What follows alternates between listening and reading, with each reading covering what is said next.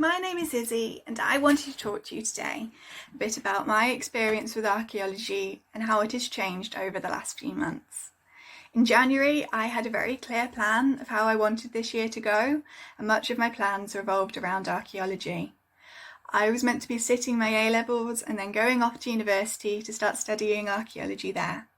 However, due to the lockdown, my exams were cancelled and there are now currently massive changes being made to how my course will be delivered.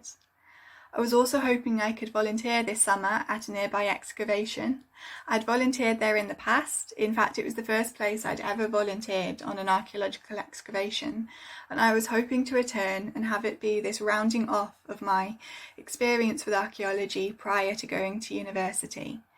However, it is highly unlikely that I will be able to volunteer there this summer.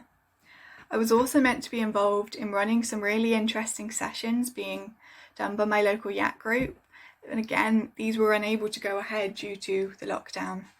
However, I have been able to use the last few months as an opportunity to try some new things. I am very much a bookworm, and so I've been able to use the last few months to do a lot more reading than I had the chance to do before, and much of this has been books on archaeology or that great magazine Current Archaeology, and I've just been able to get a bit more of a grip on some of the concepts that I'm hoping I will be learning more about at university.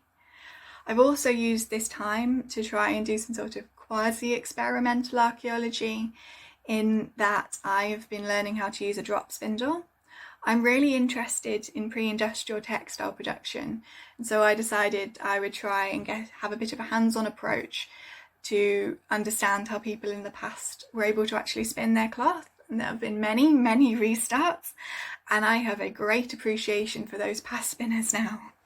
And I guess it just goes to show that whatever your interest or your situation, archaeology is such a broad subject that there is something for everyone.